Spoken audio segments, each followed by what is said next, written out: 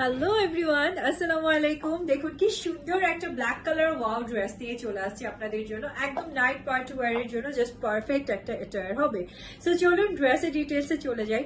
এটা থাকছে সম্পূর্ণ শিফনের মাঝে খুবই সুন্দর করে আপনাদের জন্য এমব্রয়ডারি করা আছে উইথ সিকোয়েন্স ওয়ার্ক। অ্যান্ড এটা বেসিক্যালি বিন হামিদের আমাদের স্টিচের একটা কালেকশন।